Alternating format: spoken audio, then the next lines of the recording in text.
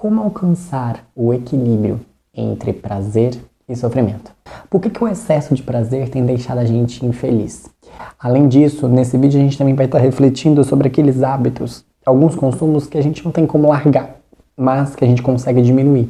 Como então ter ali o equilíbrio com eles? O vídeo de hoje ele é inspirado na obra Nação Dopamina, da doutora Anna Lenk, que é uma pesquisadora psiquiatra da Universidade de Stanford. E nós vamos estar então, o principal objetivo desse vídeo é que a gente saia dele com algumas reflexões que consigam nos trazer consciência de algumas ações que nós estamos tendo no nosso dia a dia e que tem nos prejudicado a ser felizes, a desenvolver relacionamentos cada vez mais profundos, enfim, que tem nos dificultado a nos superar.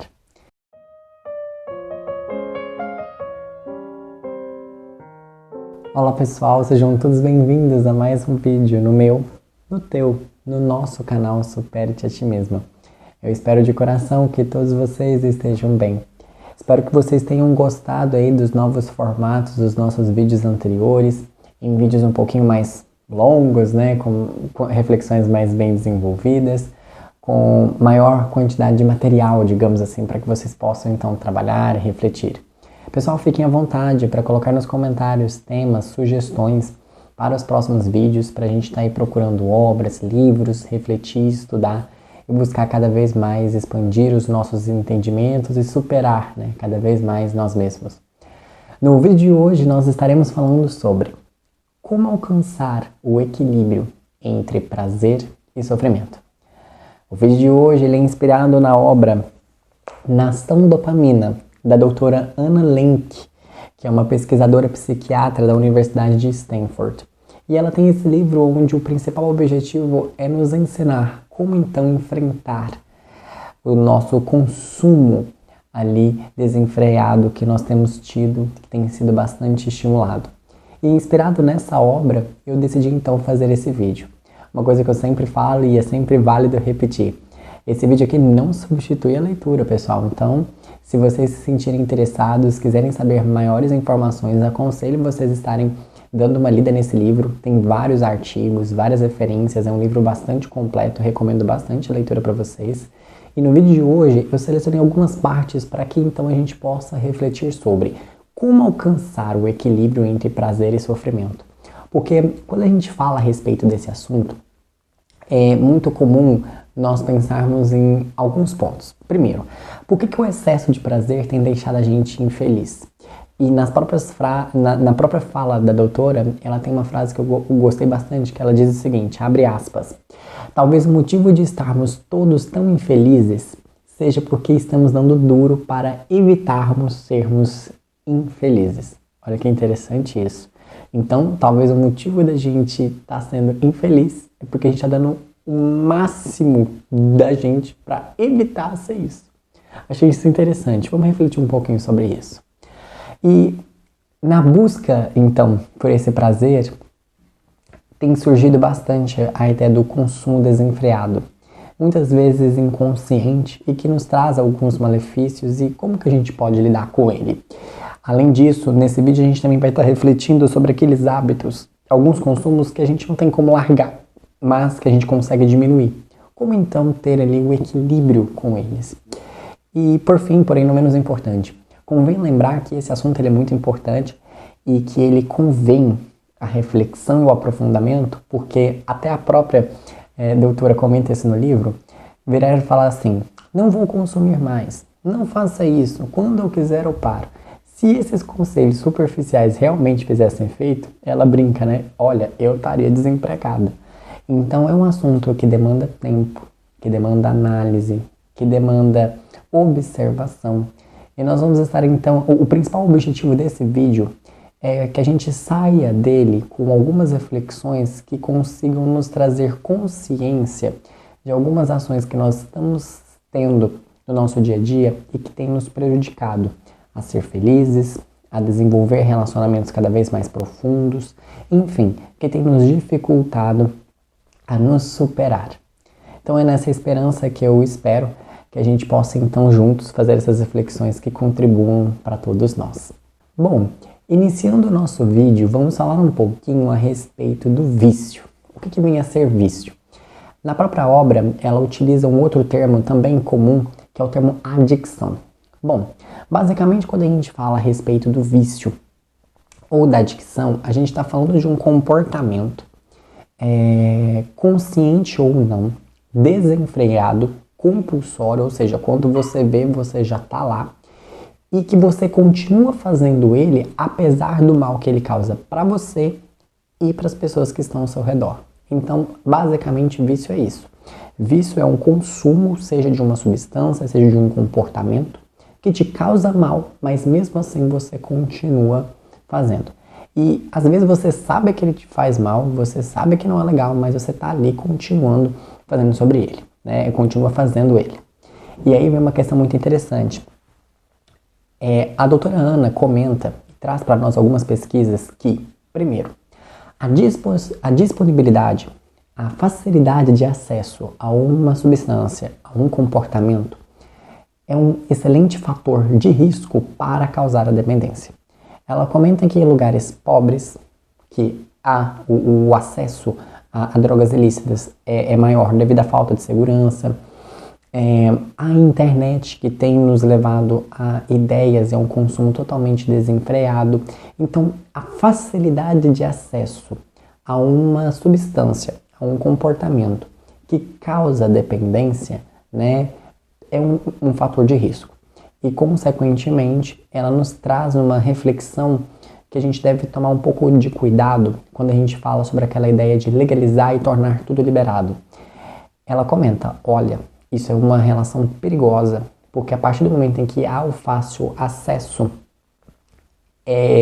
de um determinado produto, consequentemente isso aumenta o risco de dependência e, consequentemente, todos os males relacionados.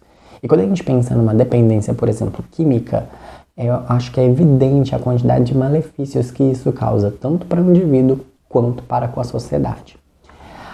Aí vem um ponto muito importante. Além da questão do acesso impactar muito na questão do vício, né, o acesso facilitado, trauma, revolta social e pobreza são fatores também que incentivam ao vício. Por quê? Basicamente, nós precisamos entender que nós buscamos o prazer por duas vias. Como assim? Nós buscamos o prazer pelo prazer, para termos prazer, ou buscamos evitar o sofrimento, fugir de nós mesmos. E ao fugirmos de nós, ao fugirmos de querer sofrer, ou seja, ao fugirmos de sermos infelizes, nós buscamos o prazer. E vocês concordam que quando a gente pensa em péssimas qualidades de vida, que estão muito atreladas com a pobreza, com o trauma, com revolta social, é natural que o ser humano busque a fuga desse processo. E uma das formas de fazer essa fuga desse sofrimento é a busca pelo prazer. Consequentemente, isso cria um fator de risco muito sério para a questão da dependência, porque é como se você queresse fugir da realidade, e aí você vai para o mundo irreal, que seria o mundo do consumo e daquele prazer momentâneo. E aí, quando a gente para pensar a respeito desse assunto, a gente observa o quanto que a internet tem estimulado o consumo desenfreado, seja de ideias, seja de produtos, seja de estilo de vida.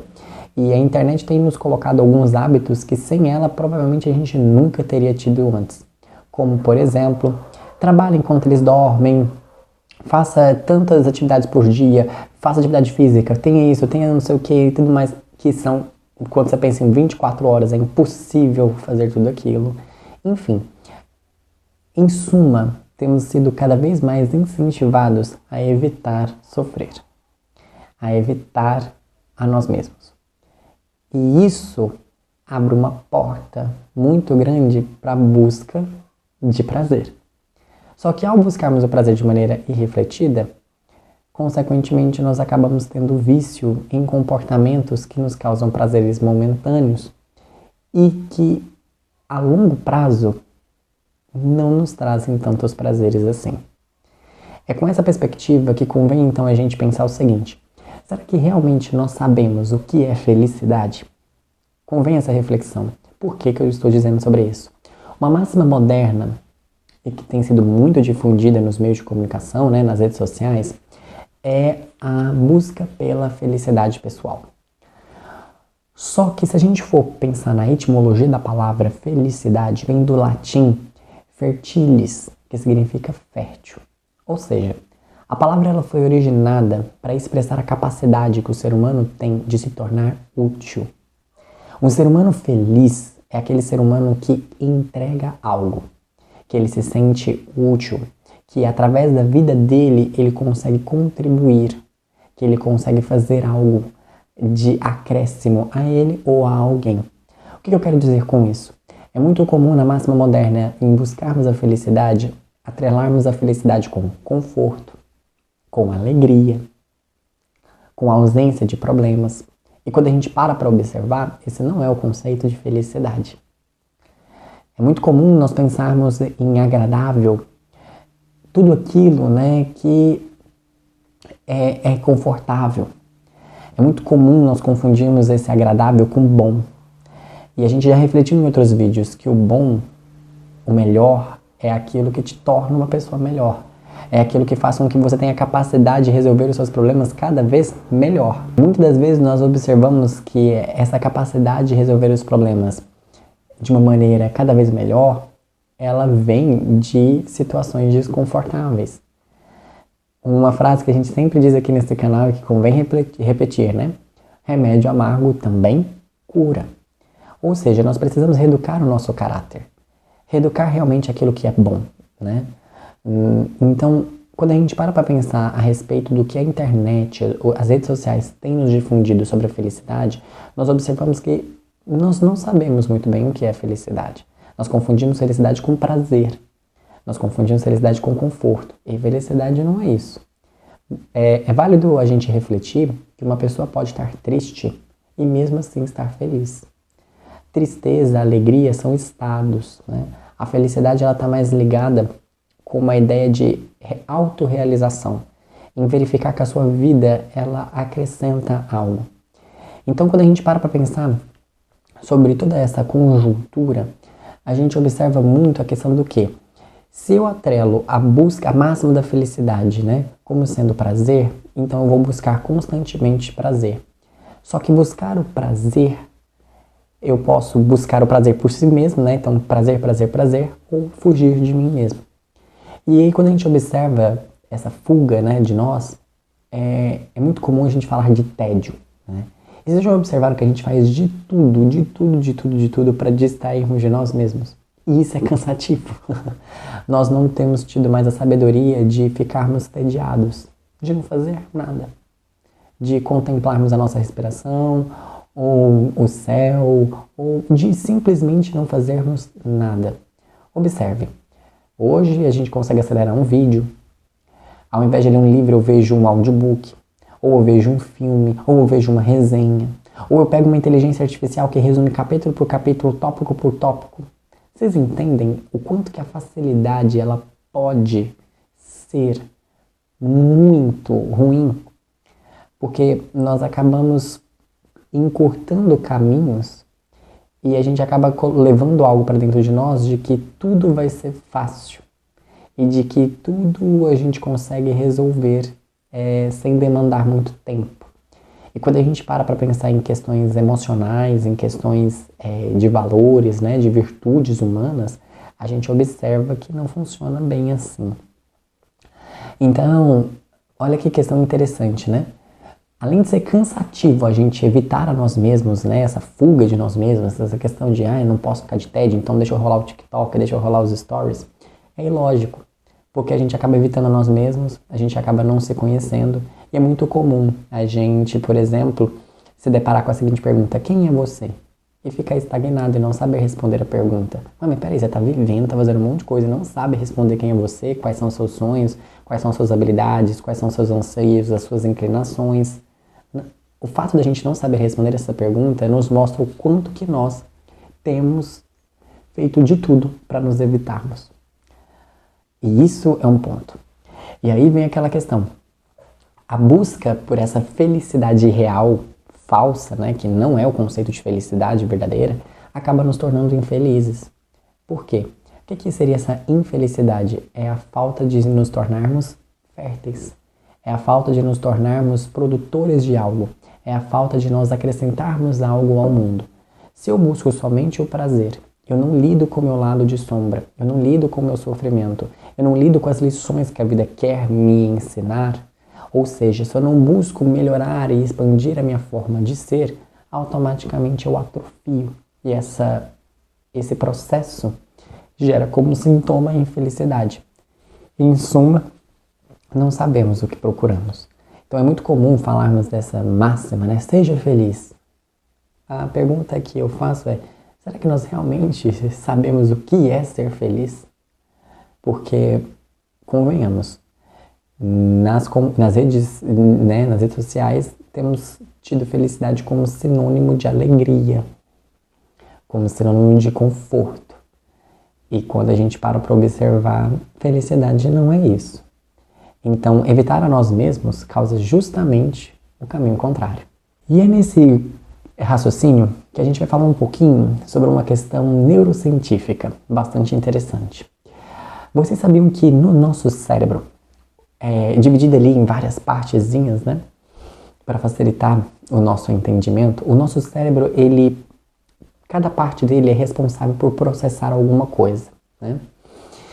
E uma descoberta neurocientífica bastante interessante do século passado nos mostrou que no cérebro, o lugar onde nós processamos prazer e sofrimento é o mesmo lugar. E isso foi muito revolucionário. Por quê? A partir do momento em que os cientistas descobriram que nós processamos prazer e sofrimento no mesmo lugar, eles começaram a entender como que isso funciona. E basicamente, tudo na vida, o nosso corpo não seria diferente, busca o equilíbrio. E esse equilíbrio fisiológico é o que nós chamamos de homeostase. E o processamento desse prazer e desse sofrimento é feito com uma espécie de uma balança. Então nós temos de um lado a balança do prazer, e um lado, né, do prazer e o outro lado do sofrimento. Quando nós mexemos em algum lado dessa balança, automaticamente, involuntariamente, ou seja, independentemente da nossa vontade, o nosso cérebro, através de mensageiros químicos, né, os neurotransmissores, vamos falar já já sobre eles, se organizam para que essa balança volte ao normal. Então, basicamente ela funciona assim, se eu peso demais para o lado do prazer, o cérebro automaticamente vai lá e pesa para o lado do sofrimento, buscando aquele equilíbrio. Por isso que é muito comum nós ouvimos falar daquele termo, né, da ressaca pós-droga. O que seria isso? Você faz a utilização de uma substância, tem o prazer dela, mas a ausência dela, a falta dela, automaticamente pende para o outro lado e você se sente muito mal, né? E aí você se sofre, querendo ou não, você sente uma angústia, um sofrimento por conta daquela situação. Então a neurociência vem nos explicar o porquê disso acontecer. Basicamente é por conta da balança. E uma questão bastante interessante que as pesquisas nos mostram é que essa balança ela é acionada não somente quando a gente utiliza uma substância ou um comportamento, mas também pela sugestão. É o que eles chamam de sugestão condicionada. Como assim? Eles fizeram um experimento muito interessante do ratinho, onde eles condicionaram o rato que toda vez que uma lâmpadazinha vermelha acendesse, ele ia receber comida. E eles observaram o seguinte, ao fazer uma análise do cérebro e tudo mais daquele rato, que, então basicamente, acendia a luz, ele comia. Acendia a luz, ele comia. Aí uma hora, acendeu a luz e ele não comeu. Mas ele foi condicionado àquilo. E ele ficou então no desejo. Ele ficou então ali procurando. Conclusão que a gente tira desse experimento. A exposição da sugestão que leva ao consumo também nos causa certo tipo de prazer e também mexe nessa balança e, consequentemente, leva a sofrimento. Quantas situações nós não estamos condicionados no nosso dia a dia, principalmente devido às propagandas, aos meios de comunicação? Convém essa reflexão e nós vamos refletir sobre alguma delas. Uma outra questão também muito interessante que acontece nesse processo dessa balança é o processo chamado de neuroadaptação ou tolerância. Como assim? Quando nós repetidamente, né, somos expostos a um comportamento ou uma substância, o efeito que ela causa na balança do prazer ali vai diminuindo com o tempo. Ou seja, nós precisamos de doses cada vez maiores daquela droga, daquele comportamento, para causar o mesmo efeito. E, além disso, à medida em que nós vamos mexendo nessa balança, o nosso cérebro se adapta para que no lado do sofrimento ele aumente, ou seja, estamos tendo o estímulo ao prazer. O cérebro então pensa, então se isso aqui está acontecendo constantemente, eu preciso voltar ao meu equilíbrio cada vez então mais rápido, eu vou pesar cada vez mais o sofrimento para que eu volte ao meu estado inicial mais rapidamente. Em outras palavras, você precisa de mais para sentir a mesma quantidade de prazer, só que o pós você sofre muito mais para que você volte então a esse equilíbrio. Olha que complexo isso, né? E quando a gente para pensar sobre esse processo de tolerância, a gente consegue observar nos nossos comportamentos viciosos. Começa com stories, depois 2, depois 30 minutos, 1 hora, 2 horas, 3 horas, quando você está passando uma tarde inteira, uma manhã inteira, quem dirá o dia inteiro naquela situação. Então, convém a reflexão nesse sentido.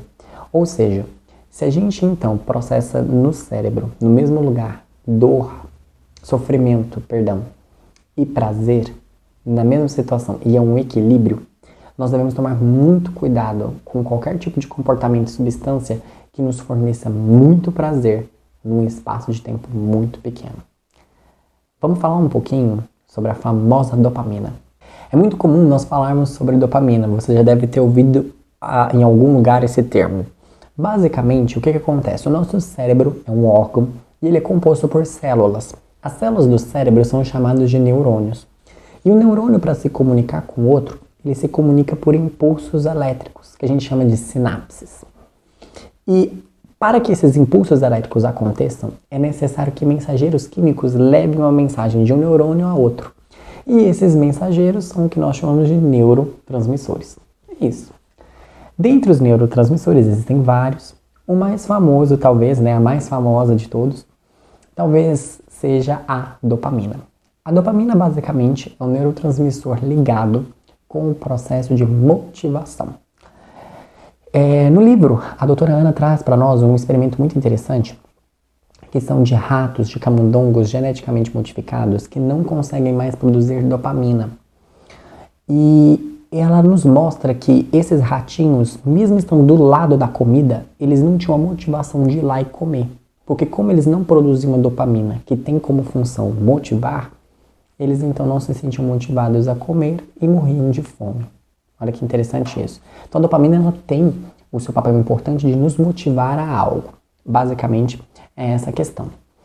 E aí, uma questão muito interessante é que como que eles medem que um comportamento ou uma substância ela pode se tornar viciante? É a capacidade que ela tem de liberar dopamina num espaço de tempo muito pequeno. Ou seja, de motivar a fazer algo num espaço de tempo muito pequeno. Lembra daquele experimento que eu comentei com vocês do ratinho e o condicionamento? Lembra que nós falamos que, além de consumir a droga, sugestões condicionadas também liberam prazer? O que é liberar prazer? Liberam também dopamina. E lembra daquele experimento do ratinho da lâmpada? O que eles viram? Quando a lâmpada acendia, como o ratinho foi condicionado que ele então receberia comida, o nível de dopamina dele subia. Ou seja, ele não estava comendo ainda, mas ele já sentia aquela sensação de opa. Quando a lâmpada apagava, o pico de dopamina dele caía. E esse déficit de dopamina é o que nos leva à motivação ou à busca. É o que nos leva à busca da gratificação, à busca da nossa recompensa. E esse experimento nos mostra o quê? Que a antecipação, ela estimula o desejo. Como assim? Você está assistindo um filme, ouvindo uma música, e você está vendo que aquela batida ela vai vir. Ou você está vendo um filme e você fala, nossa, vai acontecer isso, vai acontecer isso, vai acontecer isso. Ou seja, o condicionamento. Você estar sugestivo a algo te estimula a desejar aquilo. Seja uma música, seja um filme, seja, por exemplo, uma comida. Entendem? Uma coisa hoje que é muito comum nós vermos, por exemplo, vídeos de pessoas que vão em restaurantes e recomendam o restaurante. E aí nós observamos aquela situação, nós ficamos condicionados àquilo. Entende? Então, quando a gente para pensar a respeito da dopamina e do seu efeito no nosso corpo, e aí convém a gente retomar até aquela questão da tolerância, o que acontece? Quando nós temos substâncias que liberam muita dopamina num espaço de tempo muito pequeno, como por exemplo heroína, anfetaminas, que são drogas extremamente potencialmente viciantes, libera muita dopamina. Isso causa prazer no indivíduo inimaginável. Só que o que acontece? O cérebro se adapta a diminuir os receptores, ou seja, o lugar onde encaixa a dopamina. E se diminuir receptor, pode liberar a dopamina que for, não tem aonde entrar. E aí você precisa de uma quantidade maior. Só que você perdendo esses receptores, você acaba perdendo a capacidade de sentir prazer com comportamentos que liberam pouca dopamina. Então, qual que é o paradoxo aqui? E convém a gente refletir. A busca pelo prazer acaba fazendo com que a gente perca a sensibilidade de desfrutar prazeres mais simples. Como assim? Ler um livro ou ver vídeos no TikTok. Fazer uma caminhada ou ficar deitado no sofá.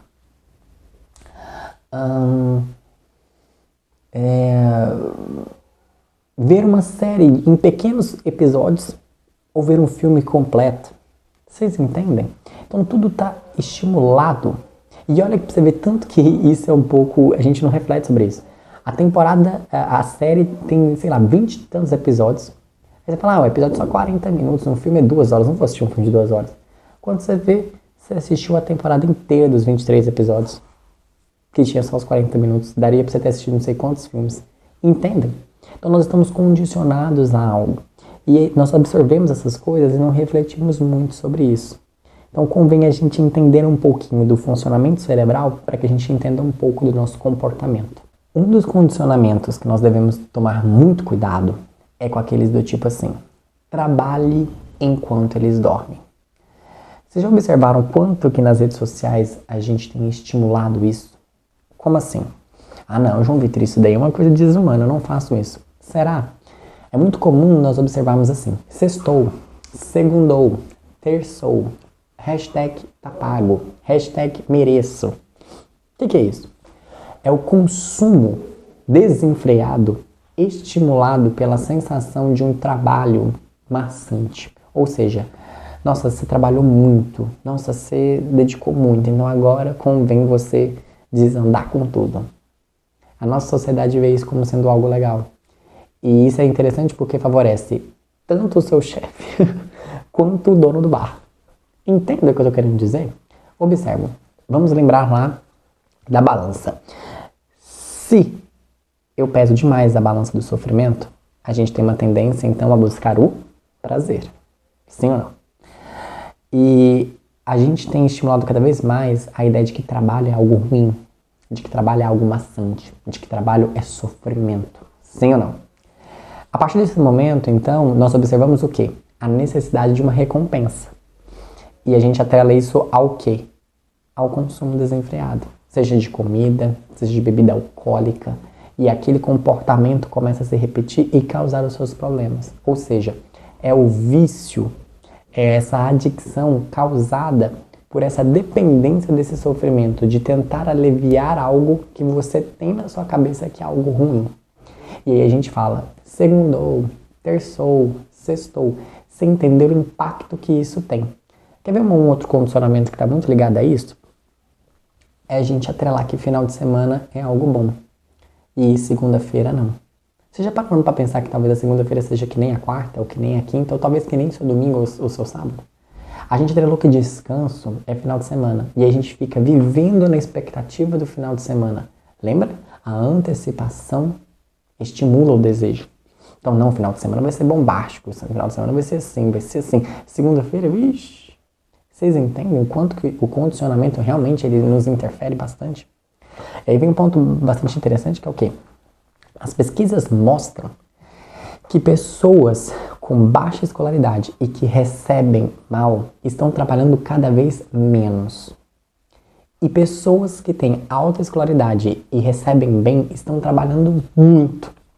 E nos dois extremos ambas favorecem o consumo compulsivo desenfreado. Na primeira situação, quando você pensa numa pessoa que tem baixa escolaridade e baixo salário, você tem uma péssima qualidade de vida, sofrimento, fator de risco. Então, para fugir daquele sofrimento, ela busca então o consumo desenfreado. Agora, no outro lado, aquele que tem então trabalho maçante, que trabalha demais e não faz não sei o que, ele vê no consumo a fuga ou a recompensa por aquilo que ele faz. Em ambas as situações, o consumo é favorecido. Entenda? E aí, a doutora Ana, no livro, coloca isso bastante interessante, que é, nós devemos tomar muito cuidado com esse foco obsessivo do trabalho, que acaba fazendo com que a gente fuja de nós mesmos, e que é algo que é altamente recompensado no mercado de trabalho hoje, e que acaba impedindo que a gente tenha conexões reais com a nossa família, com os nossos amigos, com a gente mesmo.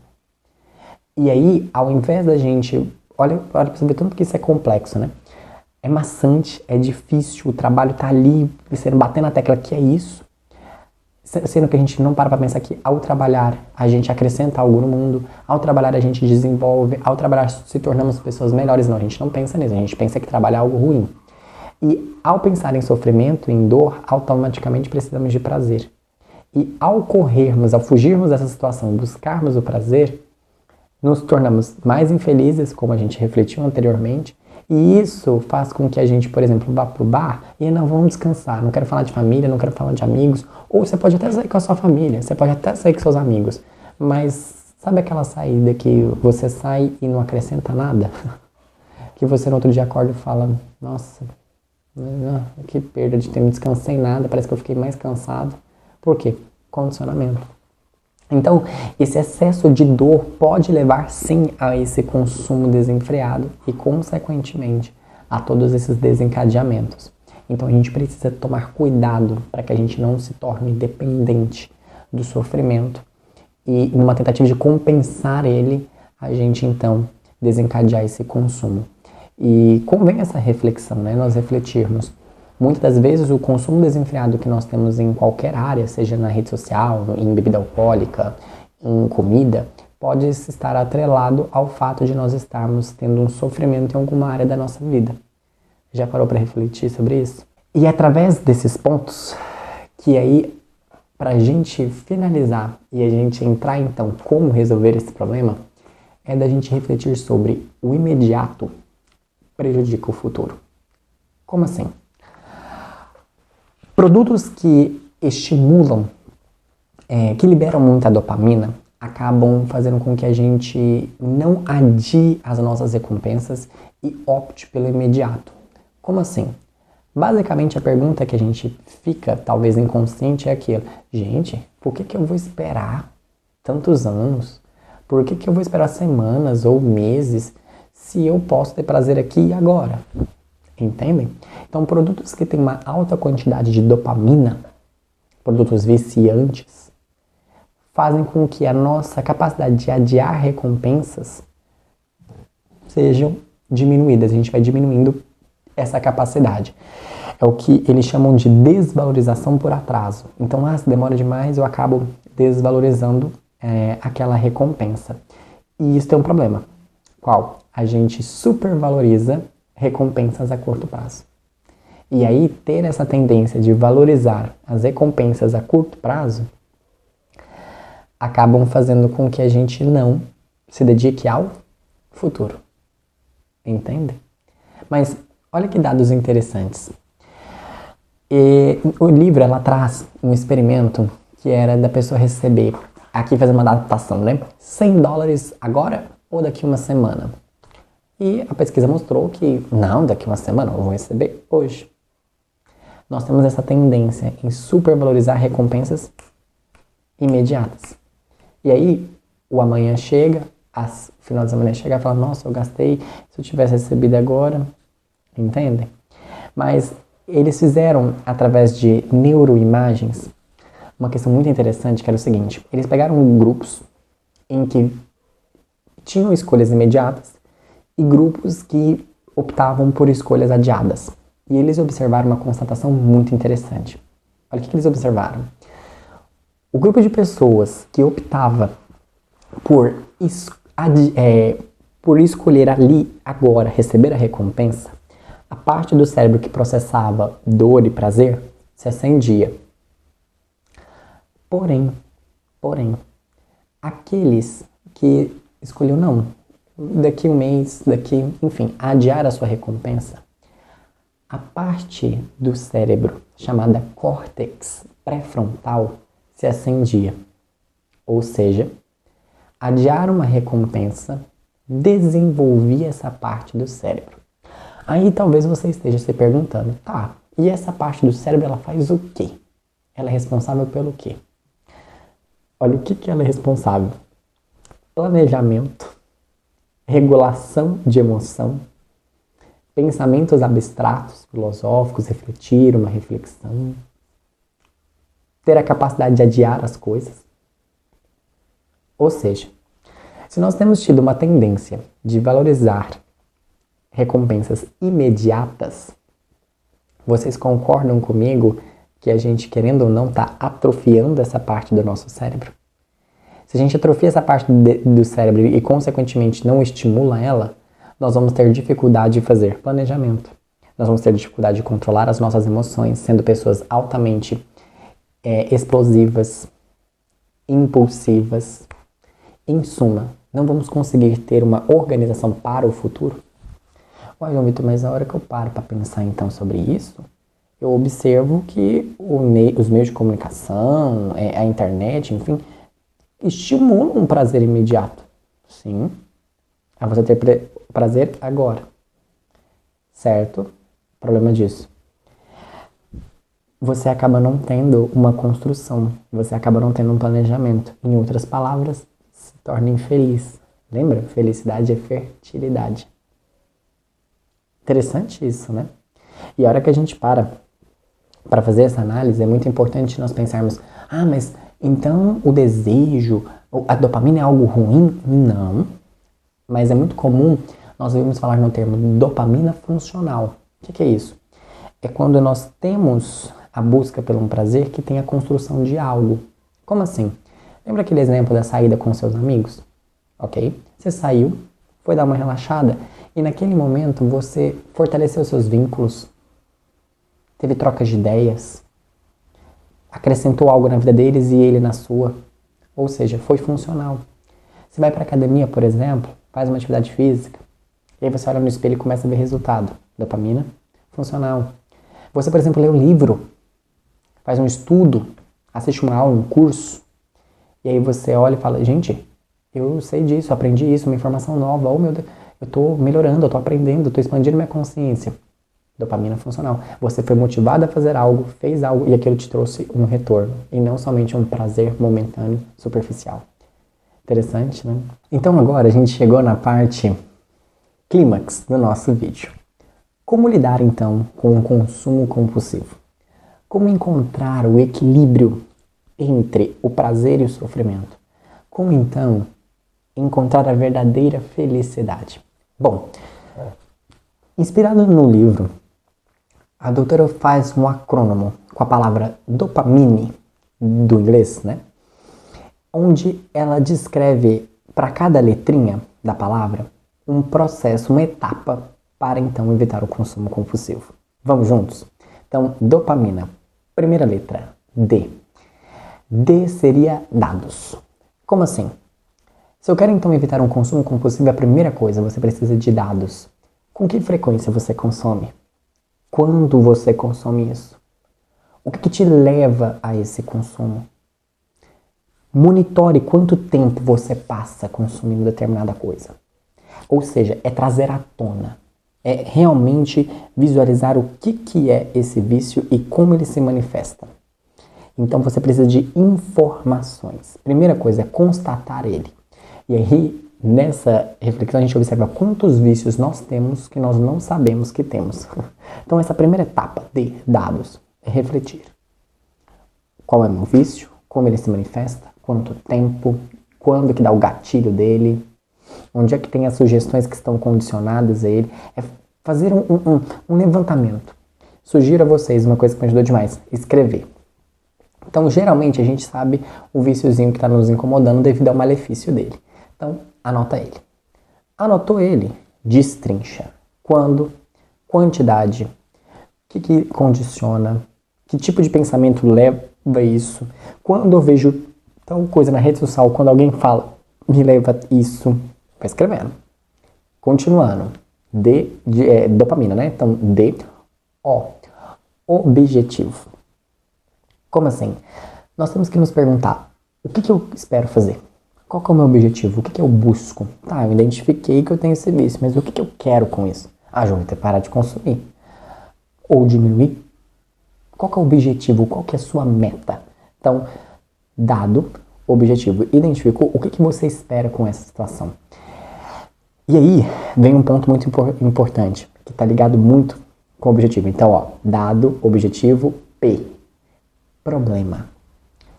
Qual é o problema que esse consumo acarreta na sua vida? Quais os malefícios eles te causam? O que eles tiram de você? O quanto que eles te custam? Então, de novo, no acrônimo, DOPA. Não tem como. Temos que fazer abstinência. O que seria abstinência? Para restaurar nossa balança, o nosso equilíbrio, a nossa homeostase, e voltarmos a ter prazer com recompensas cotidianas, como ler um livro, fazer uma caminhada, enfim, coisas do dia a dia simples, nós precisamos limitar o nosso acesso, retirar a utilização. Aquela ideia de que eu vou continuar em pequenas doses, não, nós temos que ter abstinência, retirar aquilo. Que é o que nós chamamos, né, também você já deve ter visto algum vídeo em algum lugar, aquela questão do jejum de dopamina. Só que uma questão bastante interessante é que convém a gente refletir. O jejum de dopamina não é você pegar aquele comportamento, né, aquela utilização daquela substância, enfim, e retirar ela de uma vez e não vai dar certo. Por quê? Quando você voltar, e se você voltar a utilizar aquilo, você pode voltar muito mais. É o efeito rebote. Na verdade, quando a gente fala de jejum de dopamina, é você ter uma substituição daquele comportamento por outro. É de você trocar o seu hábito. Só que aí vem um ponto. Um dos fatores que ajudam muito a gente ter essa troca daquele comportamento vicioso é a atividade física. Na fala da doutora Ana, que é uma psiquiatra, olha o que ela diz. O exercício físico tem um efeito positivo, profundo e contínuo no humor, na ansiedade, na cognição, na energia e no sono, mais do que qualquer comprimido que eu possa receitar. Então já começa por aí. Então, olha, é muito comum, né, nós observarmos, né, o melhor psiquiatra, atividade física. Fazer corrida, atividade aeróbica, musculação, natação. Então, ter uma atividade física nos ajuda a ter essa possibilidade de, então, conseguirmos ficar ali com essa abstinência. Só que aí vem um ponto muito importante. A gente toma muito cuidado pelo que a gente chama de dependência cruzada, que é o quê? Trocar um vício por outro. O que é trocar um vício por outro? Se você tem algum vício e vem um comportamento que libera mais dopamina do que aquele, é capaz de você trocar um vício pelo outro. Como assim? Já viram aquelas situações de comentário assim, começa assim, depois vai assim, assim, assim, assim? Neurocientificamente falando, isso é uma verdade. Por quê? Geralmente começamos com comportamentos que liberam pouca dopamina, depois com mais. Lembra da questão da tolerância? Chega um momento em que aquele comportamento já não te produz prazer mais. Então você vai buscar um que te produza mais, um que produz mais, um que produz mais e assim por diante. E a gente tem que tomar muito cuidado nesse processo da abstinência, de identificarmos o efeito que ele nos causa, a gente trocar para um outro comportamento que seja ainda mais prejudicial. Assim sendo, é interessante a gente pensar assim, que qualquer recompensa que não seja potente o suficiente para substituir aquele comportamento, ele não vai ser considerado uma recompensa. E é justamente por esse motivo que a gente acaba perdendo a sensibilidade de sentir prazer com as coisas cotidianas. Como assim? Ler o livro. mexer no TikTok. Aqui libera muito mais dopamina do que ler o livro. Então, trocar isso por isso é difícil, porque isso aqui não libera a mesma quantidade de dopamina. Consequentemente, a gente acaba perdendo a capacidade de extrair o prazer disso daqui. Entendem? E aí vem uma questão que é o seguinte. É muito comum nós falarmos da recaída pela disforia, que a doutora Ana comenta nesse livro. Como assim? É você buscar aquela substância, aquele comportamento, não pela busca do prazer, mas pelo sofrimento causado pela abstinência. Então, ao retirar, lembra, a balança vai tender para o sofrimento. Então, você vai sentir sofrimento por conta da falta da utilização daquele comportamento, daquela substância. Então, muitas das vezes, nós utilizamos as substâncias não para buscar mais o prazer, mas é para justamente evitar o sofrimento que elas causam, entende? No desejo de aliviar esse sofrimento. E aí, essa retirada prolongada pode, então, levar a isso. Por isso que é importante que nós entendamos o quê? Então, de novo, dado, objetivo, problema, abstinência. Quando nós decidirmos por abrir mão do nosso comportamento, abrir mão daquela substância, vai ocasionar o efeito de abstinência. Vai ocasionar sofrimento. Isso é natural, é um processo comum. Por isso que em drogas muito severas é necessário a internação, é necessária a utilização de farmacoterápicos, né, de medicamentos que auxiliem esse processo, porque realmente, entendo, quanto mais pesa o lado da balança para o prazer, mais difícil é voltar ao estado da homeostase, de voltar ao estado do equilíbrio. E aí, continuando o acrônimo, né, então, DOPAMI. Mindfulness. Já devem ter ouvido falar esse termo, está muito comum hoje, né? O que quer dizer isso? Atenção plena. Quando você, então, pega os dados, bem esse objetivo, qual que é o problema, e você, então, começa o processo de abstinência, você agora precisa ter uma atenção plena sobre você. Eu sei que é um pouco difícil, um pouco abstrato de falar isso, mas é como se você fosse ver em terceira pessoa. É você observar assim, estou de abstinência, estou evitando aquele comportamento. Quais são as sensações que eu tenho? Eu fico mais ansioso, eu fico mais estressado, eu fico mais irritado, eu perco o controle da situação. Esse momento de atenção plena, de ficar na posição do observador, faz você ter várias constatações que vão te ajudar a entender muito do porquê que você usa aquela substância. Que, lembra, muitas das vezes nós estamos condicionados. E uma das formas da gente quebrar esses condicionamentos é identificando eles. Nossa, eu consumo aquilo porque quando acontece isso, eu levo a isso. Por exemplo, um exemplo de condicionamento. Uma pessoa pode estar condicionada a descontar tudo na comida quando ela é contrariada. Quando alguém, por exemplo, contraria ela, ela vai lá e desconta tudo na comida. Como que ela vai observar isso? A partir do momento em que ela observar que ela está consumindo muita comida, então, ela lembra lá dos dados, então comida foi um problema. Aí, então, ela vai começar os objetivos, vou diminuir meu consumo, ok. O problema é que eu tenho aumentado muito o meu peso, não tenho me alimentado de maneira saudável, vou diminuir então a abstinência, ok. Aí ela vai começar então a atenção plena, analisar a si mesma. Quando analisar a si mesma, ela vai começar a observar em quais momentos ela vai ter vontade de comer aquilo. E ela vai observar que, gente, eu tô com muita vontade de comer quando alguém me desagrada. E aí, começa a desvincular. E aí a gente começa a se entender. Por isso que realmente a maior necessidade do ser humano é entender a si mesmo. Então, através desse processo do mindfulness, né, dessa atenção plena, a gente consegue ter ali constatações do o que me leva a consumir isso, quando e por que eu faço isso, quais são as origens desse problema, né?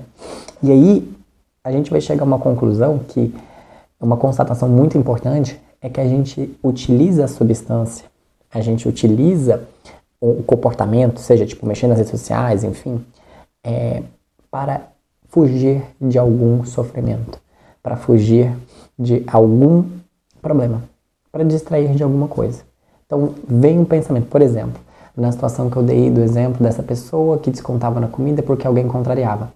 Ela inconscientemente descontava na comida porque ela queria fugir do fato dela ter que lidar com o fato de que quando alguém contrariava ela, ela precisava lidar com aquilo, lidar com aquele sentimento, lidar com aquele pensamento.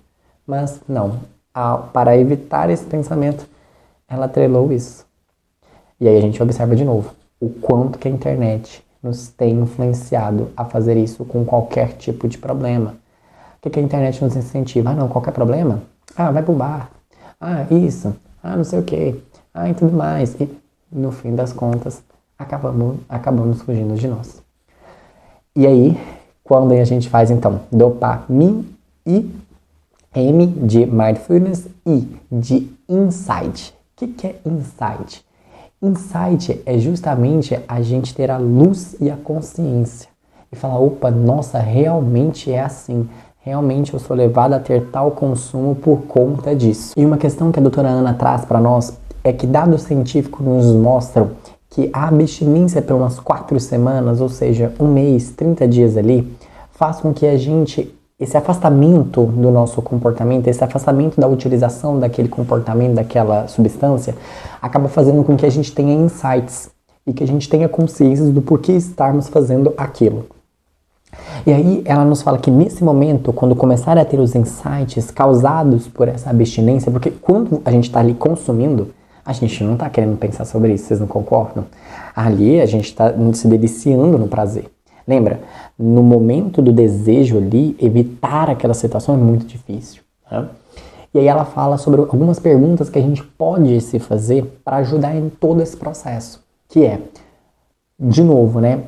Constatou toda essa situação então, o que eu quero mudar aqui agora? Por que eu quero mudar isso? Do que eu estaria abrindo mão se eu mudar esse comportamento?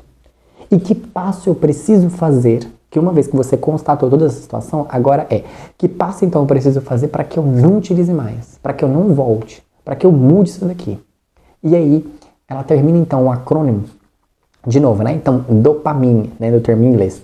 D de dados, O de objetivos, P de problemas, dopa. A de abstinência, M de mindfulness, I de insight, aí vem N e E. N, novos passos, novos hábitos, novas atitudes. Precisamos ter, então, novos pensamentos, novas atitudes para que então a gente consolide tudo isso. E aí, por fim, porém não menos importante, o E de experimentação, de experimentos, ou seja, de através do dia a dia, falar, olha, isso aqui me ajudou, isso aqui não me ajudou, fazer aquilo me ajuda, entende? Porque lembra que eu falei para vocês a questão da abstinência, do jejum de dopamina, da troca de um comportamento para o outro? É de observar o seguinte, por exemplo, suponhamos que uma pessoa, vou colocar um exemplo meu, estou muito viciado em mexer no celular e estou tentando resolver esse problema, ok? É natural que a hora que eu pego o livro, nas primeiras semanas, eu falo, meu Deus do céu, muito difícil. E eu observar que aquela agonia por querer pegar o celular e querer mexer logo nas redes sociais, aquela agonia que antes eu não identificava, ou aquela frustração de eu estar lendo o livro e não estar interessante, eu falo, opa, deixa eu... Então, nos momentos de falta de interesse, eu buscar o prazer. Olha o insight que isso dá. Entende? E aí a gente pode, então, fazer novos processos, que é o quê? Não está interessante? Então, como que eu posso fazer com que isso aqui fique interessante? É pensar assim, será que é eu que não estou conseguindo achar o interesse nisso aqui? Porque se é um livro e eu estou lendo ele e eu tenho uma crença de que tudo na vida vem para me ensinar algo, será que eu não estou sendo o incapaz aqui de extrair o essencial daquela mensagem? Então é ler com maior... Tipo, onde é que está a informação aqui? Entende? Ah, Vitor, mas nada se compara. Exato. Nada se compara, por exemplo, a uma tela de um celular, a uma mensagem curta, a um Reels, a um TikTok, a um Stories, que passa rápido. Eu concordo. Mas, de novo, a gente fazer a pergunta. Ao abrir mão disso, o que eu estou ganhando e o que eu estou perdendo? Entende? A gente tem a constatação seguinte, peraí, eu passei o dia inteiro rolando Reels, me acrescentou o quê? Nada. Nossa, eu passei o dia lendo, ou caminhando, ou enfim. É pesar na balança e ter essa constatação. Bom, e quando nós falamos então dessa questão de novos passos, de fazer um experimento, é fundamental que nós tenhamos autocomprometimento. Como assim? Quando a gente fala de autocomprometimento, basicamente é aquilo que a gente cria intencionalmente, né? São as barreiras que nós criamos, melhor dizendo, para evitar o contato, para diminuir o consumo entre nós e o nosso vício. Então, é uma maneira de evitar aquele consumo compulsivo, desenfreado e que nos causa tanto malefício. A partir do momento em que você identifica o problema e você então vai tomar a atitude de fazer alguma ação que causa essa barreira, é importante que a gente entenda que o autocomprometimento ele só vai funcionar, a chave para que ele seja eficiente é que a gente consiga observar que nós estamos perdendo o nosso controle. Como assim? A doutora Ana comenta muito na sua obra que a partir do momento em que nós identificamos que nós perdemos a voluntariedade, ou seja, que o nosso comportamento tornou-se compulsivo, que nós não temos mais controle sobre ele, quando já observamos, já estamos ali fazendo ele, então é importante que nós possamos entender que a nossa liberdade nos foi tirada. E é a partir desse momento que é interessante a gente pensar assim: se eu estou tendo essa forte compulsão, é então criar barreiras para que não chegue nessa situação. Porque, igual a gente já discutiu anteriormente, na agonia do desejo, já é praticamente muito difícil que a gente tenha a escolha. Então, quando a gente fala sobre essa questão do autocomprometimento, é muito importante que a gente entenda e visualize dentro do nosso comportamento aonde nós estamos perdendo a possibilidade de escolher. E olha que interessante, dados científicos mostram que apenas a farmacoterapia, sem insight, sem compreensão, sem vontade de mudar, não funciona. Prova disso. Se fosse assim, bastava receitar um medicamento que os nossos problemas estariam resolvidos. E a doutora Ana comenta na sua obra que não. A farmacoterapia é uma de várias situações que o paciente tem que então desenvolver e que às vezes não precisa. Olha que interessante. E ela destaca: quando nós tomamos um medicamento, nós estamos nos adaptando ao mundo. E a pergunta que ela deixa eu achei bem interessante, eu gostaria de abrir aspas, que ela diz o seguinte: quando nos medicamos para nos adaptar ao mundo, a que tipo de mundo estamos nos adaptando? Então, convém a gente entender que é necessário terapia, é necessário autoanálise, é necessário observação, enfim, é ter aquela atenção plena, é fazer aquela indagação em suma, é parar de fugir de nós mesmos, olharmos para dentro de nós e observarmos qual é o problema, como ele ocorre, de que forma ele me afeta e como que eu posso então evitá-lo. E nós temos muito uma tendência de querer o caminho mais fácil. E muitas pessoas acham que somente com a farmacoterapia vai conseguir resolver os problemas. E a experiência clínica da doutora Ana nos mostra que não funciona assim. É necessário a consciência, o despertar, a dedicação, o autocomprometimento. E aí, como que a gente então pode estabelecer esse autocomprometimento, né? Essa barreira entre nós e o nosso vício? O primeiro seria o uso de limite, então, de tempos ou de metas, como por exemplo, imagine que a gente tem certos comportamentos que não tem como evitar, o smartphone ou comidas. Então, seria, por exemplo, olha, eu vou mexer somente tal horário, eu vou estipular tantas horas em tais momentos para mexer, ponto. É, eu vou consumir certa comida não saudável somente uma vez por mês, ou a cada 15 dias, ou quando eu bater tal meta na academia, entendem? Então, é ter metas, é estabelecer limite, é você ter controle daquela situação. Uma questão que eu achei bastante interessante é que a doutora Ana traz uma fala do Immanuel Kant, que eu gostaria aqui de compartilhar com vocês, que o Immanuel Kant diz o seguinte: quando percebemos que somos capazes dessa legislação interior, ou seja, de nos regularmos, de colocar limites em nós, o homem se sente compelido a referenciar, né, o homem moral em sua própria pessoa. Ou seja, a partir do momento que a gente percebe que a gente consegue sim ter controle, que a gente consegue sim estabelecer limites, que a gente consegue sim falar, olha, isso aqui é bom, isso aqui é ruim, a gente reverencia a capacidade que nós temos, então, ou seja, nós destacamos esse homem moral, esse ser humano moral que existe dentro de nós.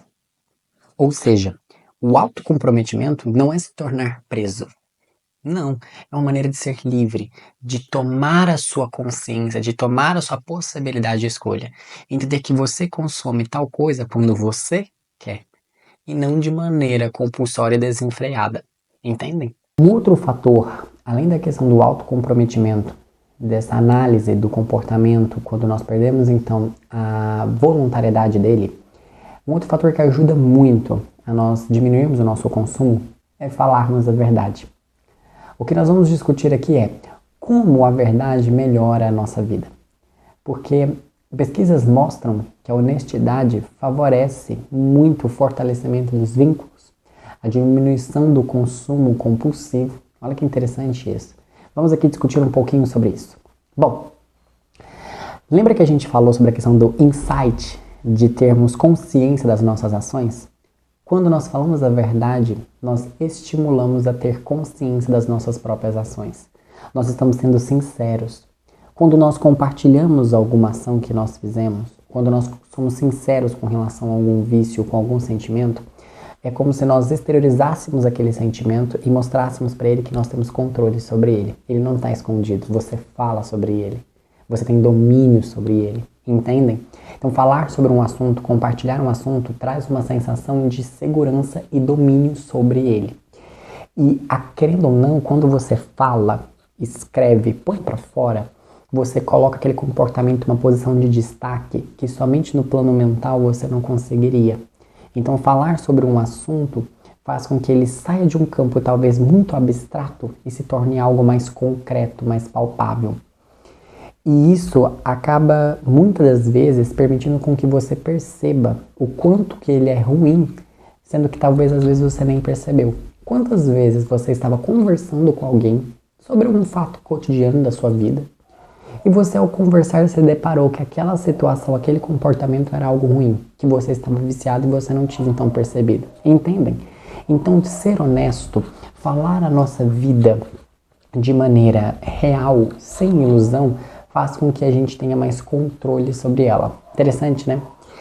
E aí, uma pesquisa nos mostrou que quando pacientes tinham a região do córtex pré-frontal estimulada, eles eram levados a serem mais honestos. Ou seja, pesquisas mostraram que o estímulo nesse campo do córtex pré-frontal estimulava as pessoas a serem mais verdadeiras. E a doutora Ana fez uma analogia muito interessante, ela até respondeu o pessoal que publicou esse trabalho, ela mandou um e-mail para os pesquisadores dizendo uma coisa assim: olha, a pesquisa de vocês mostrou que o estímulo então do córtex pré-frontal faz com que a pessoa seja honesta. Mas eu quero te fazer uma pergunta. Se a pessoa começar a ser mais honesta, ela não vai estimular o desenvolvimento do córtex pré-frontal dela? Eles responderam: olha, é uma boa possibilidade. O que ela quis dizer com isso? Se ao sermos honestos, começamos a estimular o desenvolvimento do córtex pré-frontal, o que nós vimos que esse córtex pré-frontal é responsável? Planejamento, futuro, processamento de emoções. Olha que interessante isso. Então, ser honesto faz com que a gente consiga ter toda uma regulação de emoção, de planejamento e que nos são muito importantes. Ou seja, ser honesto faz com que a gente valorize mais a conquista adiada. Então, a gente observa que contar a verdade, ela pode sim mudar o nosso comportamento através de todos esses estímulos que ela proporciona. Aí a gente deve lembrar daquelas perguntas que a gente viu lá no acrônimo. O que eu quero mudar? Por que eu quero mudar isso? O que eu vou estar abrindo mão ao mudar esse comportamento? O que eu preciso fazer para mudar? Se a gente pegar essas perguntas e responder elas com sinceridade, nós teremos uma possibilidade de realmente mudarmos o nosso comportamento e abandonarmos o nosso vício. Uma questão que eu achei muito interessante é que ela mostra que contar a verdade, apesar de ser um pouco contraintuitivo, fortalece os vínculos humanos. Como assim? As pesquisas mostram que quando nós somos verdadeiros e expomos as nossas fraquezas, apesar de ser contraintuitivo, as pessoas se aproximam de nós. Nós temos uma ideia errada de que ao falarmos a verdade, estaremos sendo vulneráveis, estaremos colocando os nossos defeitos e as pessoas então irão nos afastar. Mas as pesquisas científicas nos mostram que quando nós somos verdadeiros, expomos os nossos defeitos, falamos das nossas fraquezas, as pessoas se identificam conosco veem em nós elas, porque elas também têm defeitos, elas também têm dificuldades, e elas se sentem o sentimento de empatia. E isso fortalece o vínculo. Agora, quando nós mentimos, criamos uma máscara, julgamos ser perfeitos, julgamos ser aquilo que nós não somos, ocorre justamente o efeito contrário. Por quê? A pessoa que tem um defeito, identificando uma pessoa que fala que somente tem acertos, ela sabe que aquilo não é verdadeiro. E ela inconscientemente se afasta, então, daquela pessoa. Em outras palavras, falar a verdade, expressar os nossos defeitos, façam que os nossos vínculos aumentem. Uma questão bastante interessante que a própria doutora Anne traz é a relação entre pais e filhos. Que os pais têm uma sensação de que apenas mostrando os lados positivos deles, apenas sendo pais perfeitos, né? Então eles estarão fornecendo uma criação muito boa para os seus filhos. E ela discute que não, porque a partir do momento em que aquela criança errar, ela vai ter aquela sensação de que para que ela seja amada, ela tem que ser perfeita em tudo, ou seja, que ela não pode errar em nada. Se o pai dela, se a mãe dela não expressa, não dá campo para isso, por quê? Porque o pai e a mãe sempre mostraram que eles eram perfeitinhos, mas a criança erra. Então ela não vai ter uma tendência de buscar nos pais esse respaldo, entendem? Agora, um pai e uma mãe que admitem seus erros, que admitem suas falhas, mostrando sua vulnerabilidade, a criança ou adolescente enxergam neles um local onde eles também podem se identificar. Em suma, o vínculo humano ele acaba sendo cada vez mais fortalecido. E olha que questão interessante que a gente pode relacionar lá com a questão do funcionamento cerebral. Lembra que a gente viu que comportamentos, consumos que liberam grandes quantidades de dopamina fazem com que a gente tenha uma tendência, uma supervalorização a conquistas imediatas, lembram disso? Então a gente prefere o imediato do que o longo prazo. Ou seja, eu prefiro o meu prazer momentâneo do que construir um vínculo afetivo. Então, o consumo excessivo, exacerbado, ele acaba levando ao isolamento e à indiferença, e, consequentemente, a relações humanas cada vez mais superficiais e rasas. Um experimento feito com ratinhos, bastante interessante, mostrou o seguinte: um rato livre, ele gastaria todas as suas energias para tirar o outro ratinho que estaria preso dentro de uma garrafinha plástica e ele faria tudo possível para libertar o seu outro coleguinha da mesma espécie. Agora, se esse ratinho tivesse livre, tivesse a capacidade de ingerir heroína, uma droga altamente viciante, ele esquecia o ratinho que estava preso e não dava a mínima para ir lá ajudar ele. Ou seja, instintivamente, sem a questão da droga, ele pensava numa questão a longo prazo, ele pensava no vínculo, ele pensava em salvar alguém da própria espécie. Só que a partir do momento em que ele entrou em contato com uma substância, com um comportamento que liberava maior quantidade de dopamina, aquele comportamento de uma atitude mais adiada foi deixado de lado. Cabe uma reflexão a nós. Será que a utilização excessiva das redes sociais, de comportamentos que liberem esses picos altos de dopamina, não tem feito com que a gente tenha ficado cada vez mais afastado das nossas relações e buscado menos desenvolvê-las? É uma reflexão bem interessante que a gente pode tirar desse experimento. Além da questão, então, do autocomprometimento, atrelado à questão da verdade, é muito importante que a gente tenha uma extinção da culpa. Epíteto tem uma frase que eu gosto muito que diz o seguinte: a extinção da culpa marca o início do progresso moral. Ou seja, ao invés de ficarmos procurando culpados, ao invés de ficarmos responsabilizando uns aos outros e querer aliviar o nosso sofrimento, vamos ali assumir os nossos reais papéis, assumir as nossas reais responsabilidades. Ou seja, extinguir culpa ajuda a gente a abandonar os nossos vícios. Como assim? Nas frases da doutora Ana, olha que interessante, uma experiência que ela relata na sua clínica. Pacientes que contam histórias em que na maioria das vezes são a vítima e quase nunca assumem a responsabilidade por resultados nocivos, com frequência não estão bem e permanecem assim. Estão concentrados demais em culpar os outros para ir direto ao assunto da própria recuperação. Por outro lado, quando meus pacientes começam a contar histórias que retratam em detalhes sua responsabilidade, sei que estão melhorando.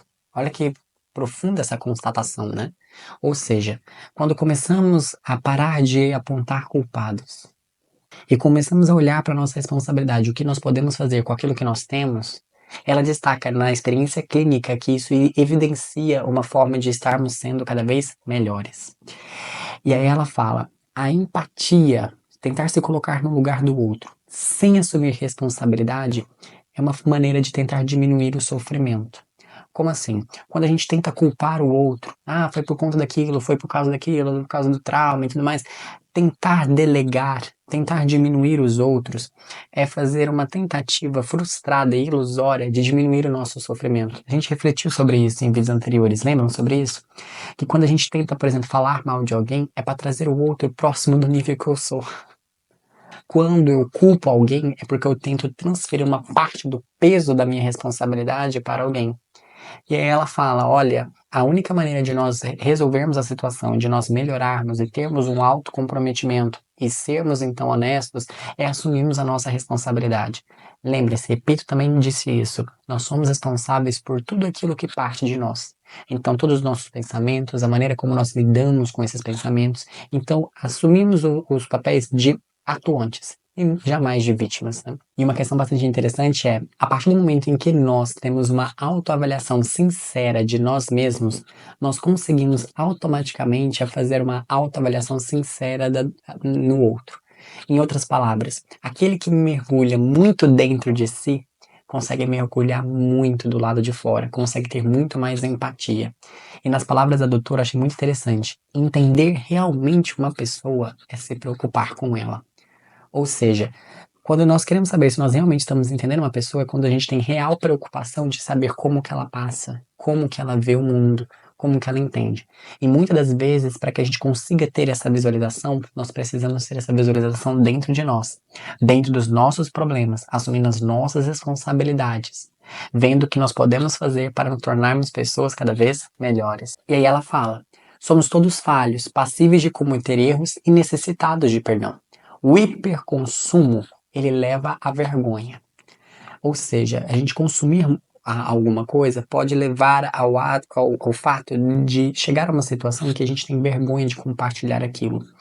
E aí ela mostra, ou a pessoa mente, ela fica no mundo ilusório e aí ela continua o consumo, o ciclo não se encerra, ele aumenta, ou ele tem um hiperconsumo, leva a vergonha, que se tiver uma honestidade, que ela até chama de honestidade radical, que é admitir o que se está fazendo, ao invés de ser contraintuitivo, o que a gente acha? Não, eu sendo honesto, admitindo aquilo, aquele ato vergonhoso, as pessoas vão se afastar de mim. Ela mostra que não, que vai ter então esse acolhimento, que vai ter então essa ajuda, e então é uma forma de sair desse ciclo vicioso. Porque enquanto numa outra situação a gente consome, tem a vergonha, mente e volta tudo de novo, ao contar a verdade, ao assumir a responsabilidade e se autocomprometer, temos ali a possibilidade de nos tornarmos melhores. Convém então a gente refletir um pouco sobre a cultura do banimento que nós temos tido nos últimos tempos nas redes sociais. Vocês observam que quando alguém é exposto em erro e nós banimos, o efeito que tem é o contrário.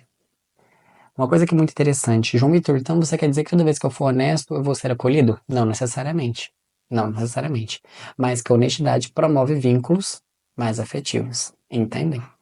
O ponto muito importante é, quando ocorre o banimento, mesmo você sendo honesto, as pesquisas mostram que ao você banir alguém, ao você excluir alguém, não perdoar alguém, essa pessoa volta de novo ao consumo. Essa pessoa volta de novo ao vício. Agora, quando essa pessoa é acolhida, ela é ouvida, ela é perdoada, ela então consegue sair disso. Só que uma questão bem interessante, a cultura do cancelamento não é justamente o contrário de toda essa tendência? Nós evidenciamos o erro de alguém, condenamos aquela pessoa, banimos aquela pessoa e não damos a ela o direito de se perdoar, de fazer diferente. Consequentemente, a probabilidade de que ela volte e faça aquilo de novo é muito grande. Ou dela se revestir numa máscara e não ser o que ela é, não admitir os seus erros e pagar de boazinha, em suma, Em ambas as situações, continuará tendo o ato compulsivo, continuará tendo o vício. Então a gente consegue observar que a forma negativa, essa cultura, né, do cancelamento, essa questão de estarmos fora dos padrões, acaba gerando essa intimidação. E essa intimidação, essa exclusão, gera sofrimento. E igual a gente comentou lá no início do vídeo, esse sofrimento, para evitar esse sofrimento, a fuga desse sofrimento, a pessoa cai em vício. Por fim, porém não menos importante, convém que a gente reflita sobre a influência dos nossos pensamentos nos nossos vícios. Isso aqui é uma questão muito interessante. No livro, ela retrata sobre uma questão chamada de mentalidade de escassez e mentalidade de fartura. Olha que questão interessante. Ela comenta o seguinte: a mentalidade de fartura são quando pessoas, ao falar a verdade, ao estar em ambientes que falam a verdade, em ambientes reais, como o mundo realmente é, defeitos e qualidades, enfim, quando você enxerga as coisas como realmente são, quando aquilo que você tem dentro e fora estão compatíveis, a imagem que você projeta sobre o mundo e aquilo que você vê do mundo está tudo compatível, isso gera um ambiente de fartura. O que isso quer dizer? Você sente confiança. O lugar ele está organizado, ele é previsível, ele é seguro. E a partir do momento em que nós estamos nessa situação, o nosso cérebro entende que nós estamos em um ambiente de fartura e, consequentemente, ele privilegia acontecimentos, prazeres a longo prazo. Porém, se o nosso cérebro, nós temos o hábito de mentir, temos o hábito de estar expostos a notícias mentirosas, temos o hábito de estarmos em locais aonde aquilo que há dentro não é aquilo que há fora, ou seja, aquilo que eu penso que é e aquilo que há, enfim, tem incompatibilidade, é irreal, gera esse atrito, isso gera em nós uma mentalidade de escassez. Não conseguimos prever as coisas, nos sentimos extremamente inseguros, achamos que estamos em um meio perigoso. E agora para e pensa, uma mente que está inserida nessa situação, você acha mesmo que ela vai pensar em adiar a recompensa? Não, ela vai pensar em ter recompensa agora. Ou seja, quando nós temos um pensamento de fartura, de confiança, de prosperidade, de segurança, nós conseguimos ali adiar as nossas recompensas. Agora, se a minha mentalidade ela está voltada totalmente para o momento presente em que eu não consigo, em que eu estou inseguro, em que eu preciso fazer agora, como que eu vou falar de futuro? Entende? E aí, essa mentalidade, né, de escassez, querendo ou não, ela privilegia, né, os sentimentos, né, os prazeres a curto prazo. E aí vem uma questão muito interessante. Essa mentalidade negativa, sem visão de evolução, sem perspectiva de prosperidade, ela querendo ou não, ela vai favorecer a esses prazeres imediatos, superficiais, e nós optaremos por coisas cada vez mais rápidas. Em resumo, recursos escassos geram uma mentalidade escassa. E ao gerar essa mentalidade escassa, a gente então opta por prazeres, por ganhos imediatos. Aí você pode fazer uma pergunta, mas como que a gente explica às pessoas que vivem em países de excelentes condições, que tem tudo, absolutamente tudo, e por que que mesmo assim optam pelo imediatismo? Excelente pergunta. Lembra que a gente discutiu lá no início do vídeo que tanto a falta quanto o excesso prejudicam? A falta está muito ligada com a questão do sofrimento. E o excesso faz com que você não aproveite pequenos prazeres. Lembra que a gente comentou da sobrecarga de dopamina?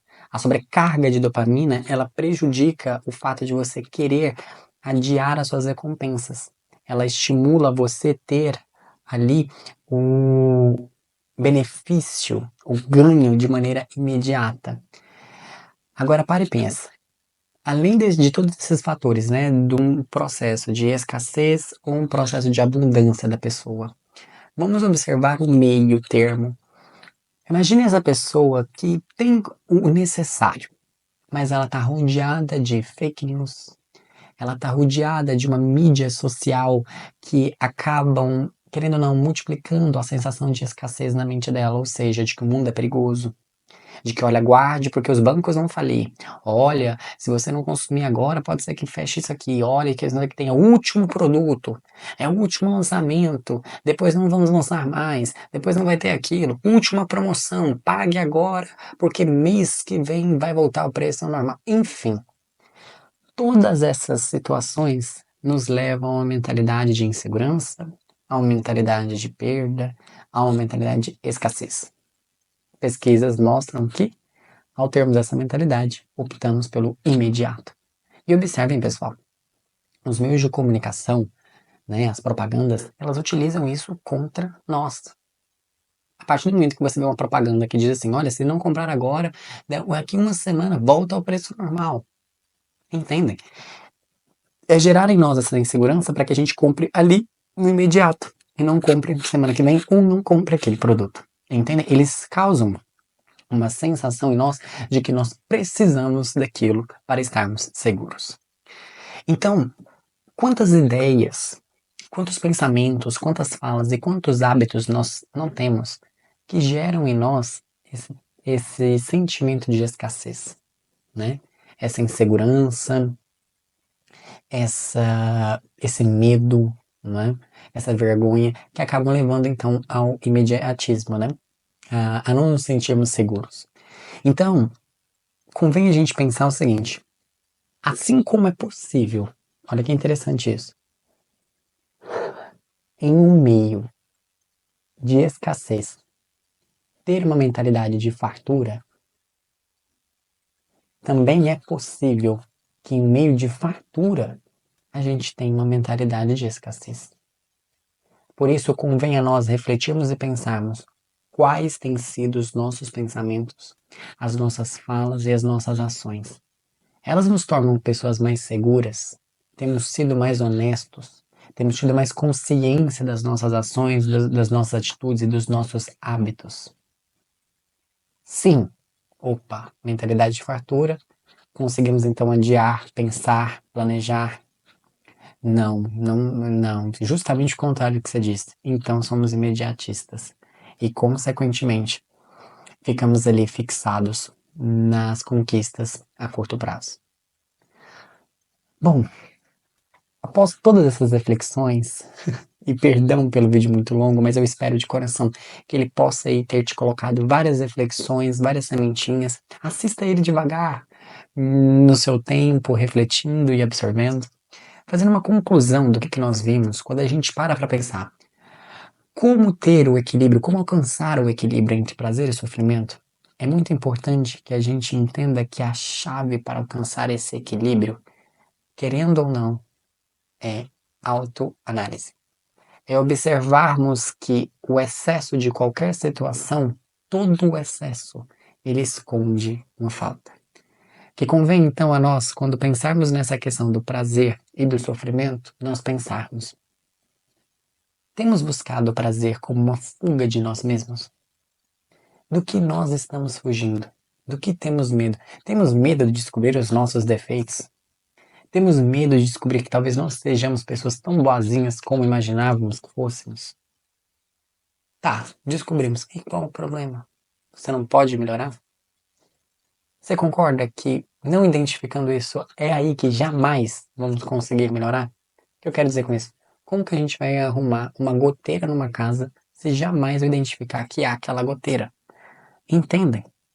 Então é necessário fazer essa autoanálise. É necessário, para querer mudar, identificar o que deve ser mudado. Eu espero que esse vídeo tenha te trago boas contribuições e boas reflexões. Um beijo no seu coração e até o nosso próximo vídeo.